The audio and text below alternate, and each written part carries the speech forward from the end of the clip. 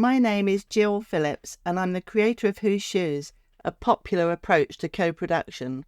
I was named as an HSJ 100 wildcard and want to help give a voice to others, talking about their experiences and ideas. I love chatting with people from all sorts of different perspectives, walking in their shoes. If you are interested in the future of healthcare and like to hear what other people think, or perhaps even contribute at some point, Wildcard Whose Shoes is for you. Welcome to this special episode of the Wildcard Whose Shoes podcast. So why is it special? I'm delighted to be taking part in the World Podcastathon, which runs all this week. There are over 1,600 podcasts signed up across the world, a global celebration of podcasts that spark conversation, challenge perspectives, and inspire change. Each podcast taking part is dedicating their special episode to a favourite charity. For this special opportunity, I'm speaking with the incredible Nicola Enoch, Chief Executive and Founder of Down Syndrome UK. And we are publishing the podcast on the 21st of March, World Down Syndrome Day. And Nicola is here with me in person today. Hi, Nicola. Hi, Jill. Lovely to be here. Nicola is a true force of nature, challenging outdated narratives and championing a world where every person with Down syndrome is valued, celebrated, and included. I first met Nicola when she came to a Whose Shoes maternity workshop at Warwick Hospital, and we connected strongly. We have since done some work together using Whose Shoes to help improve communication between healthcare professionals and parents or parents-to-be whose child might have Down syndrome. I've learnt a huge amount from Nicola, including having the great privilege of going along to hear her TED Talk in Leamington Spa. She also invited me to speak at her national conference, where I was blown away by the resilience, dedication and innovation amongst this wonderful community of parents, championing the needs of their children and young people and influencing national policy. I've been hoping to get Nicola on the podcast for a long time, and I'm sure we will talk about some of the health inequalities that people with learning disabilities face, which feeds into a strong theme running through the podcast series at the moment, how health inequalities affect different groups. Being part of the World Podcastathon is a perfect fit for Wildcard Whose Shoes, a space where we explore human stories, bust stereotypes, amplify unheard voices, and dive into the issues that matter. So welcome, Nicola. Can you tell us a bit more about yourself and what drives this important work that you do? Oh, thank you, Jill. Delighted to be here and have this opportunity. So, it all started my involvement just over 20 years ago when I was pregnant with my second child, Emily. My daughter at that stage was 3.5. And I was aged 39, and I can vividly recall my obstetrician being very concerned around my risk, as he would refer to it, of having a child with Down syndrome. And so I paid to have what were the private tests at the time, the nuchal fold. And I can't remember the figure, but it was in approximately 1 in 200 or 300. So it didn't necessitate any sort of further investigation, but nonetheless, my obstetrician had it written in red on the front of my folder. And I can remember at my 20-week anomaly scan, it was a Friday afternoon, and the sonographer had gone very quiet, and she said, I'm afraid it looks like baby may have talipes, clubfoot.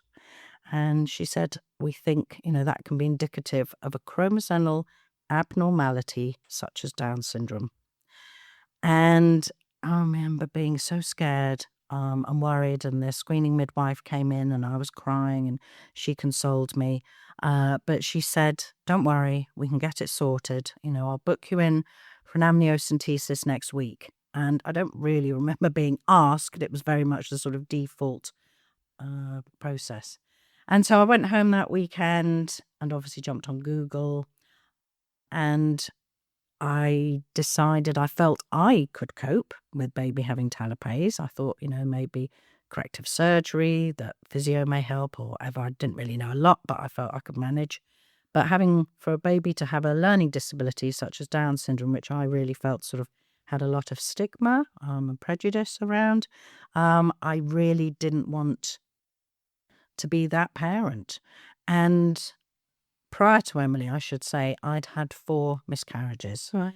And so I was nervous because an amniocentesis does have an increased risk. And so I persuaded myself. I thought, I knew also this would be my last pregnancy. If I, terminated this pregnancy, that would be it. And I really wanted for Emily to have, I knew she wanted a little brother or sister. And so I persuaded myself everything would be fine. And Monday morning I phoned up and I cancelled the amnio. And I, to this day, say it's possibly the best decision I've made in my life. Brilliant. Because I certainly was on the mindset that, I think if we discovered baby has Down syndrome, I may well have terminated. So a few months later, obviously, Tom arrived, and for 24 hours, I was euphoric. I had Emily and now a gorgeous little boy, and I really, really felt my world was complete. I can remember waking up on the morning after he was born, just feeling on top of the world and thinking I was the most, I couldn't be happier. But within a couple of hours, almost sort of when Tom was almost 24 hours to the minute, a paediatrician came across and expressed concern. She said they were worried that baby may have Down syndrome. And she didn't handle it at all well. She didn't know what to say. She was with the junior doctor. Neither of them knew what to say. And so they kind of shuffled off, left me to it with this, what I considered devastating news. And then moments later, Emily and John arrived. John took one look at me and thought perhaps, Tom had died because I just looked so distraught. But obviously I had to hold it together because of Emily.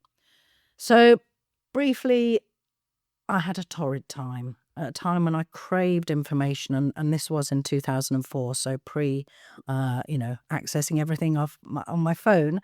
I felt very alone, very, desperate for information. And yet I was given a leaflet about Down syndrome that was published in the 1970s. And it just perpetuated all the outdated imagery and perceptions I had. And I was in hospital. Tom had been a section, so I was kept in for 4 nights. And that first night after they expressed concern, Tom was in Skaboo just because his temperature kept dropping. And I can remember lying in the bed in a private room and I actually wondered whether it would be better for us all if Tom didn't survive. Not that his life was in danger in any way, but I just felt devastated. I didn't know how I could cope. And so I found myself having been desperate for another baby, now wishing my baby didn't live. I thought it would be easier dealing with him, dying than having to deal with it. And on that Friday, I left the hospital without Tom, whilst I spent another weekend contemplating how we could cope.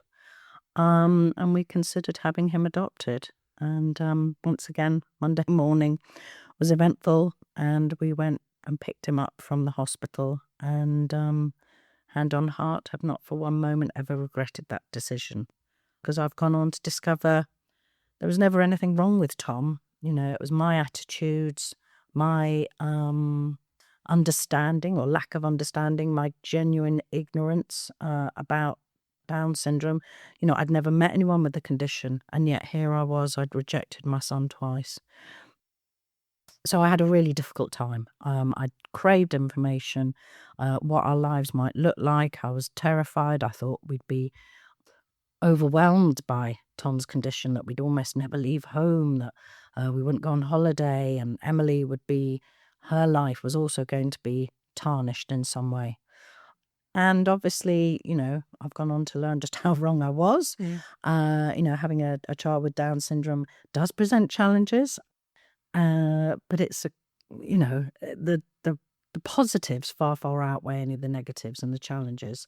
So I came from a place of utter despair and devastation, and it took me months, if not a year or so, to sort of fall back in love with Tom, and become more educated and able to sort of look forward remotely positively.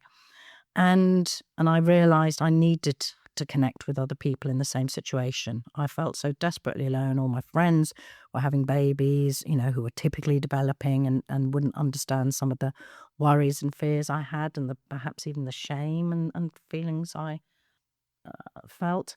So I connected with a couple of other parents and decided to set up a local group, which I did in Warwickshire, the Ups and Downs, and really benefited from those connections. And we became a registered charity and meeting regularly, and I started to understand the importance of early development for our children.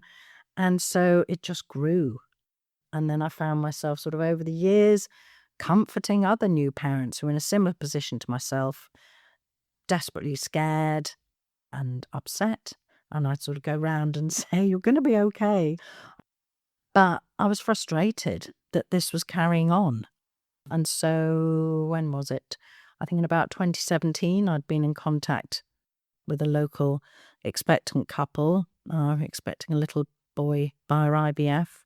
And I'd spoken with them once or twice. And then one day received a text saying that they terminated because they'd been told by the doctor that the baby would suffer. Yes. And that just really upset me, but it also really annoyed me because by then, Tom was a teenager. We were living a very happy life. I could see, just how wonderful he is. And I was annoyed that I knew that, 90% of women who discover whilst pregnant their baby has Down syndrome do go on to terminate. And as someone who'd been on that track, I could understand why. And I was frustrated. I thought women deserve so much better. And so I started off just creating a website, PADS, Positive About Down Syndrome. And I really wanted to just provide people insight into that lived experience that I'd craved. None of us can predict the future for anybody, but at least, I just thought our lives would be so desperately different to what I'd expected. And whilst different, it's not all negative, we have still gone on holiday, and Tom going through mainstream school. He wasn't a burden to Emily, and all those things I'd been scared of. So that's how PADS came about, which literally was just a website. It was a bit of an antidote to all the negativity I'd experienced, and I realised, was still prevailing in maternity care. It's an extraordinary story, Nicola, and thank you so much for telling it so honestly and so generously. And I've heard it before, and each time I hear it, it's still very, very moving, and I hear different aspects and different elements. But I think what I hear is in common with so many of the wonderful people I speak to on the podcast. You took your lived experience and did something with it to help others, and it just becomes a passion, doesn't it, to Yes, it stop really other does. people going through the same situation that you did. Yeah, well, And I it's still realised, happening, yeah, the impact was huge. I can't imagine as a woman making a bigger decision than, choosing to terminate a pregnancy. So that was one element of it. And then also all these new parents who, baby arrives and the whole, the joy, euphoria that you should be feeling is just taken from you by some sort of careless remarks or poorly thought through language, and that's something that as a charity we do a huge amount of work on, is addressing, we the whole thing around when you just get your screening results. I referred to my obstetrician talking about the risk of having a baby with Down syndrome. So risk only ever has a negative connotation. And it was things like that that kind of subliminally, I think, had influenced my thinking around the condition. The fact that sonographer referred to the condition as a abnormality, it's routinely described a genetic disorder. All those things aren't particularly endearing, are they? No. So I'd say to people, my son has a different genetic makeup to my daughter. He has a genetic condition. It's a fact. Yes, we don't need to use, language of disorder, abnormality, risk are very negative and therefore quite discriminatory, really. Well, they are towards people with the condition. And the attitude, of the staff when Tom was born, regularly they were saying, "Oh, didn't you know? What were your results?" And the inference obviously being that had I known, that Tom wouldn't have been there because I'd have terminated. And it was particularly difficult because I knew that too. Yes. And yet here I was, fait accompli. I persuaded myself he'd be all right. And he arrived and I thought, it was a major problem. And that's carried on. So it's something, we campaign a lot around and, undertake freedom of information and discover, I think it was the last count, 46% of trusts were still using the word risk. Really? Yeah, which is Really? Still now? Yes. Yeah. I mean, this was maybe 3 years ago. Yeah. But, 21st century Yeah. UK. And we've really got to challenge that. And I think for healthcare professionals to think about their knowledge and understanding of conditions such as Down syndrome when they're supporting an expectant or new parent, and the whole mindset. We do a lot of training with students and healthcare professionals about, if you have the mindset that you're breaking bad news, then your body language before you've spoken a word conveys that. So we sort of advocate considerate sharing unexpected news, because the impact on our parents is significant. As a charity, we now, having started off as a website, we now provide online support. At this point in time, approximately 100 expectant women across the UK, 850-ish new parents, the little one up to 18 months, a couple of thousand preschoolers and so on. So we are really immersed and hear on a daily basis what's going on in both in the maternity services, but also in preschools and so on. And just the sort of common, the risk, the being sorry, when parents are given the news that their baby has Down syndrome, whether, whilst pregnant or postnatally, I'm sorry, it's bad news. Well, that sets the tone before you even know what it is. Yes. So there's so much work to be done, and it has such an impact on parents' mental health and well-being, how well they accept or reject their baby. And it's something we are very passionate about and have been delighted. We've worked quite recently with the RCM here in the UK. So the Royal College of Midwives. That's it, yes, who've collaborated with us to produce, I think it's 3 e-learning modules so far. Around sharing the news, around the language, about having a contemporary understanding and so on. It's simple things but can make a huge impact, for practitioners. And that's what we as a charity, try to provide to our parents and professionals, is that insight into the lived experience. And, well, so much more for our parents. We're also supporting them around how to help their child, because as I mentioned, when Tom was little, I quickly discovered how important early development was. And so nationally, we run online early development groups for those families who don't have access to a local group such as ours in Warwickshire, so that all our children across the UK have access to that sort of specialist knowledge. It is an extraordinary contribution, I think, and it comes so naturally from your own experience and from what you've seen as the gaps or the things that would have helped you. And I think in terms of my wider Whose Shoes work, if you like, the responsibility of these conversations, and in this case, these first conversations, to that person, it's difficult, the healthcare professional. It's part of a busy day. That's it. But it will stay with that mother, those parents, forever. Absolutely. And I think the number one probably thing that's come through all of our workshop, well, probably communication and language. Yes. Which are, different faces of the same thing, really. But the language, I mean, I think probably when we met at that first workshop, maternity workshop in Warwick, one of the very popular Whose Shoes cards at the time was failure. And in maternity, the number of different ways that healthcare professionals might dream up to use the word failed, or, failed induction, an incompetent cervix, failure to progress in labour. It's a negative word. And it's a fact that things need to perhaps move faster, but it's how you phrase it, isn't it? Completely. Yeah.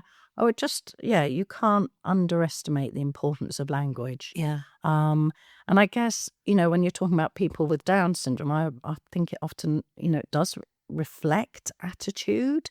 And I think, it's a bit of an elephant in the room, but often people, particularly in healthcare, do perceive someone with Down syndrome as inferior to someone without. We certainly, we sadly have women expecting twins, for example, one with Down syndrome and one without.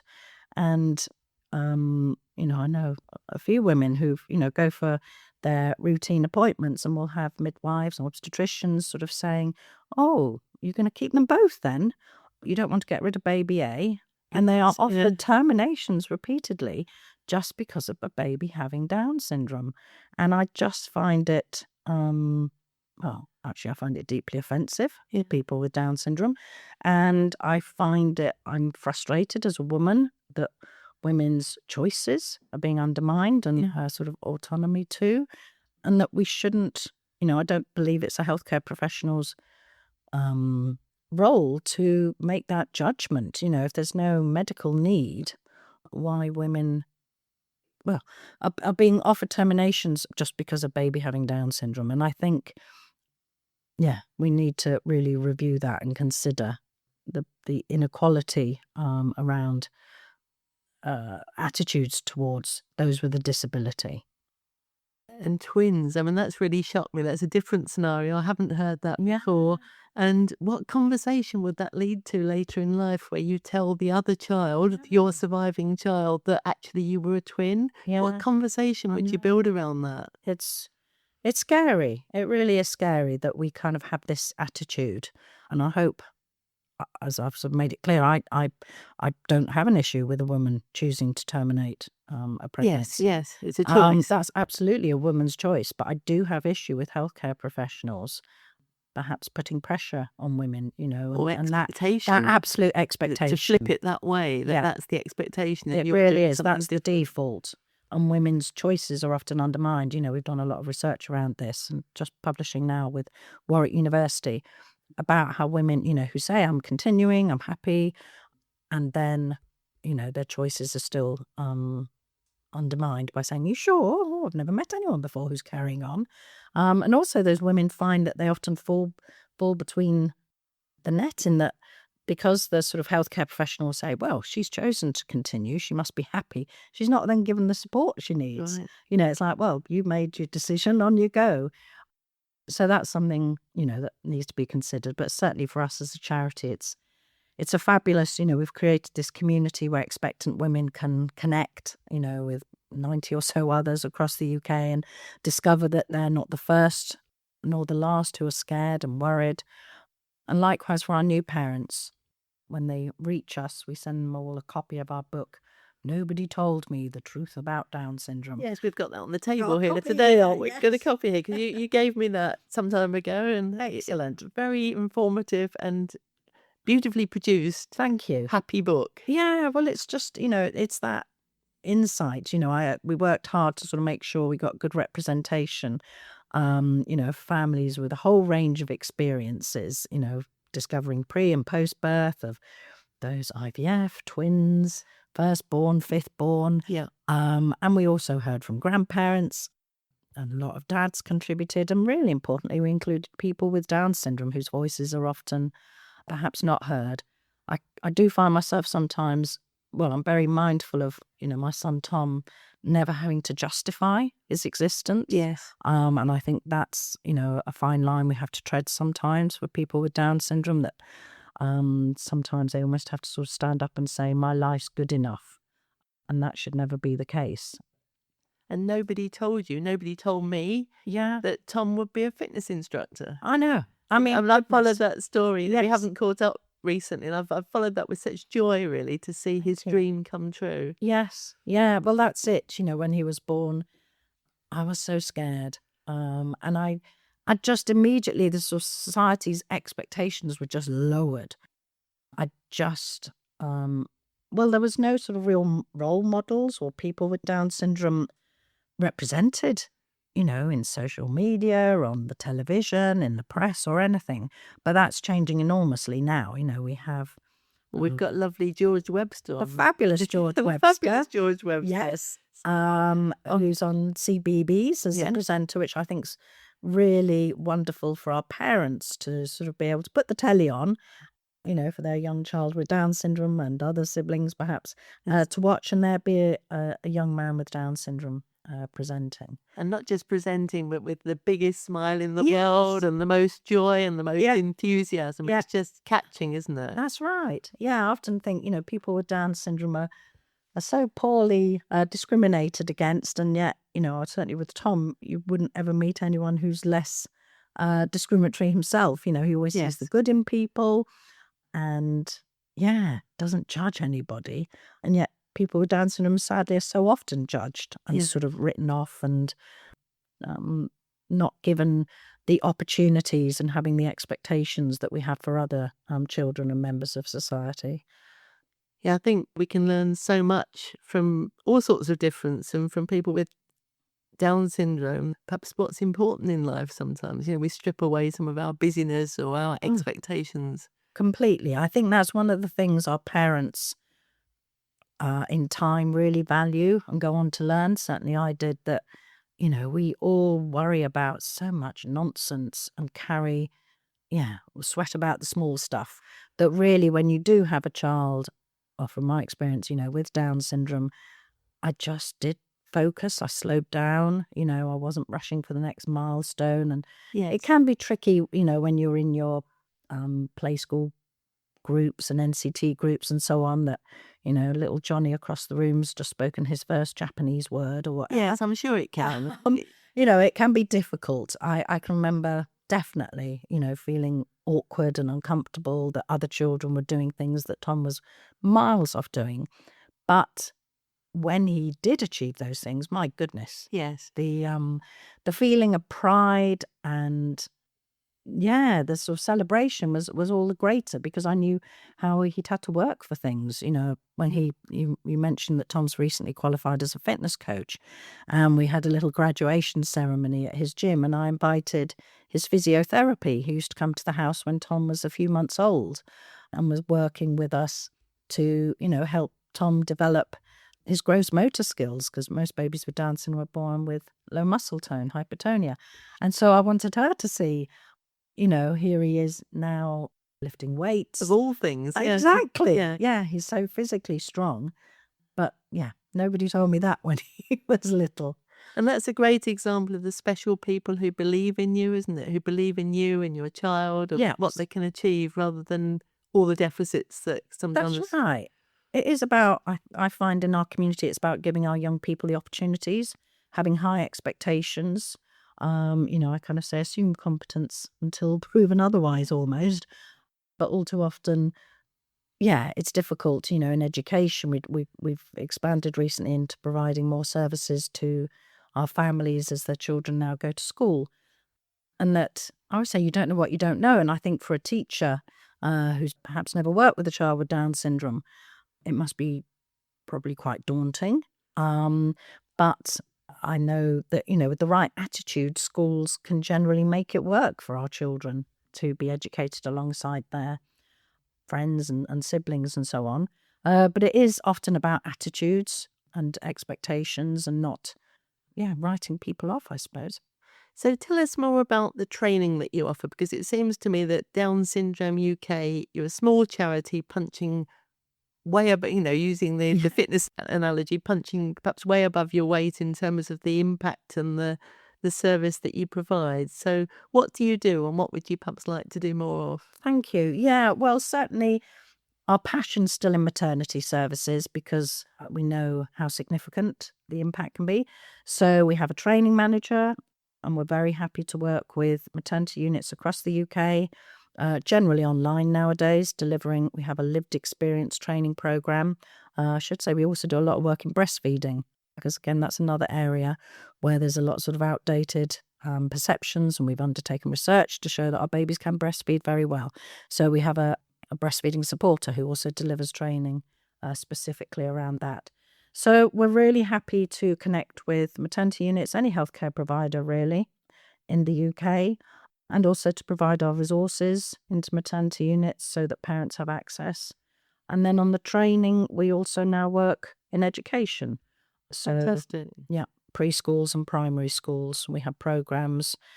We're very much about providing information, but also ongoing support. I think for those, when a child reaches a school, we've all done it, gone on a training course and thought, yep, got it.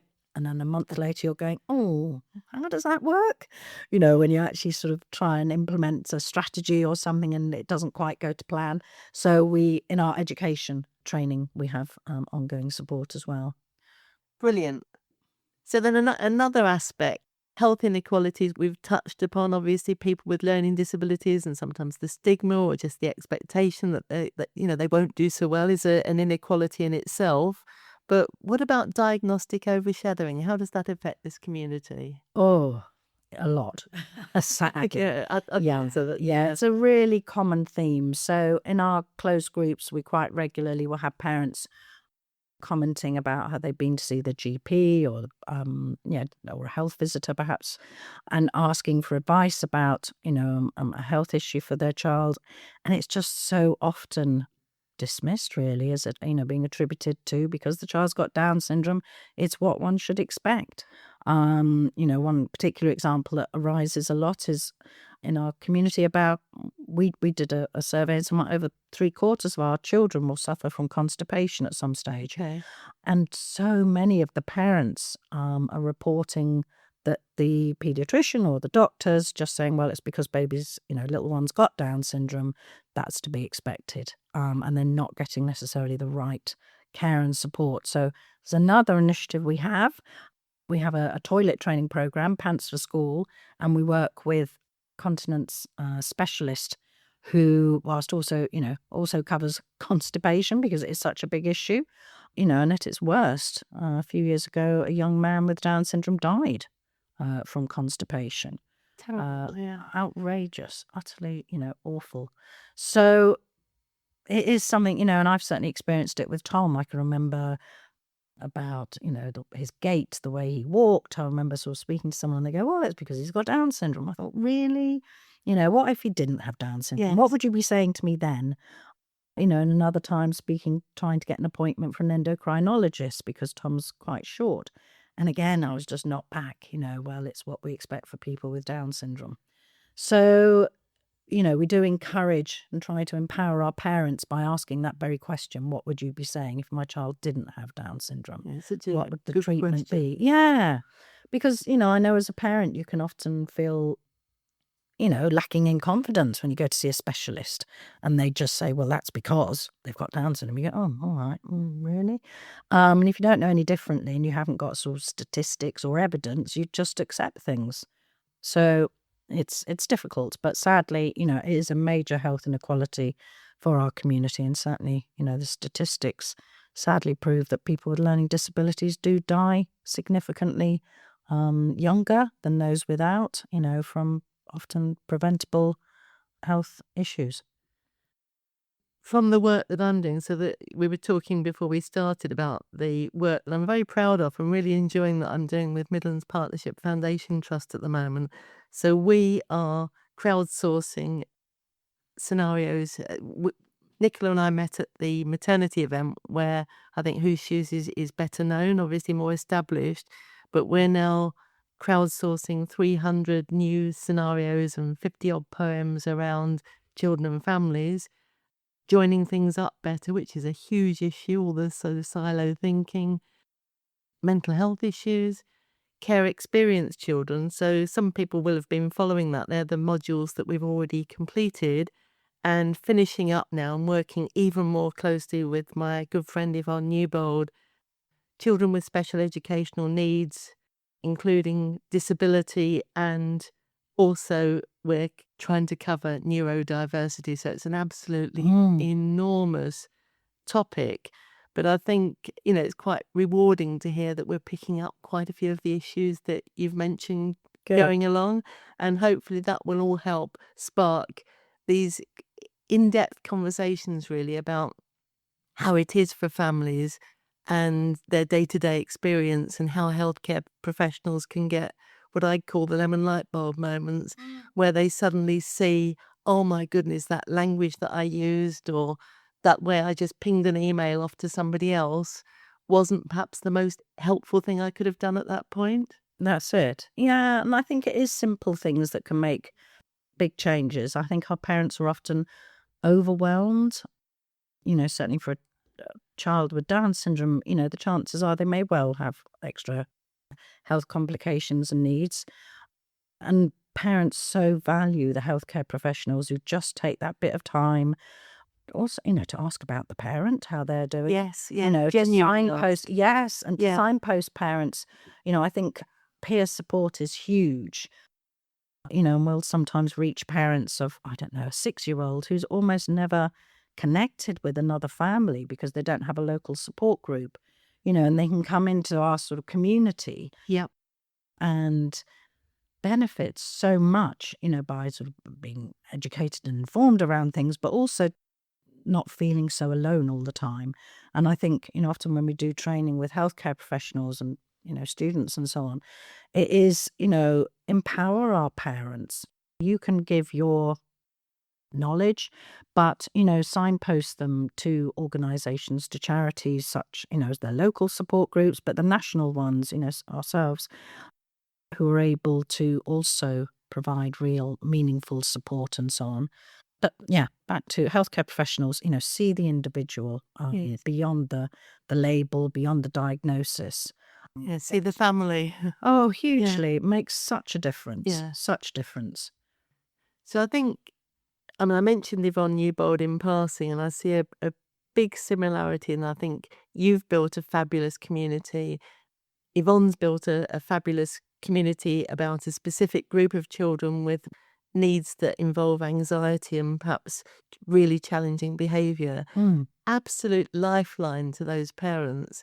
And I think those informal groups, those informal communities need all the support that they can, which is why I chose your charity, Nicola Down Syndrome UK, to feature on this special podcast. Thank you. Yes. Because I see big charities sometimes that have a possibility of complacency, shall we say, Right. whereby, if you were going to leave a legacy and a will, there are the big names that jump out. But I think a big part of what I'm trying to do through the podcast is to highlight the smaller people who are doing amazing work. And New Bold Hope, Down Syndrome UK, definitely. Thank you. You're there. And I was going to say, in terms of our new scenarios, we've got a scenario called Golden People. And it's around the people that you find that do take that extra bit of trouble, go the extra mile, see the person, open a door for you somewhere. So I'd say that the people that believed in Tom with his fitness and gave him a chance. That's it. And, you and Yvonne, because you've opened those doors to so many parents. So, I think for the people listening, any support that you can give to these small charities generally, and specifically, we're talking today about Down Syndrome UK. So I think what I also see, Nicola, which amazes me, is your energy and your presence. So only last week, there you were popping up on Midwifery Hour, telling your story, reaching new midwives, reaching new student midwives. All of those sessions are recorded so that people can see them afterwards. Everything that you've mentioned today, you kind of set up an initiative around. So the problem with constipation, and suddenly you've got pants for school. And I see you popping up in perhaps Parliament. Or I just think you've got this amazing presence that I think Tom has been such a gift to the world by having Down syndrome, because your experience of telling that story, of being so open about how you felt originally, and the work that you're doing now is kind of the biggest contribution that you can make for that community. Thank you. Well, as I say, I came from the absolute depths of despair to being, you cannot find a more proud parent. Yeah. And I can feel it. Yes. It's lovely. Yeah. No, it's just frustration and, has driven me to really do a lot of the work. As I say, I just feel parents deserve better than people with Down syndrome do. And, today's World Down Syndrome Day. And Certainly for us as a charity, we're all about celebrating. That's our sort of big message through World Down Syndrome Day. And if anyone can lend any support in any way, please do. As you say, we're a small charity, but we like to feel we have a very practical, positive impact, that people attend our training, they read our resources, they join our groups, and I hope the impact's pretty immediate but long-lasting. So, yes. So thank you so much, Nicola. We'll include some links in the show notes, so you'll be able to find out more about Nicola and the work that she does by Brilliant. looking in the supporting information for the podcast. So huge thanks for coming along. My pleasure. Thank you. And happy World Down Syndrome Day to everyone. Thanks, Jill. Happy World Down Syndrome Day to everyone globally. Thank you. Thank you so much for listening. If you enjoyed this episode, it would be fantastic if you would leave a review and a rating, as well as recommending the Wildcard Who Shoes podcast series to anyone who you think might find it interesting. And please subscribe. That way you get to hear when new episodes are available. I have lots more wonderful podcast guests in the pipeline. And don't forget to explore and share previous episodes. So many conversations with amazing people who are courageously sharing their stories and experiences across a very wide range of topics. I tweet as Whose Shoes. Thank you for being on this journey with me, and let's hope that together we can make a difference. See you next time.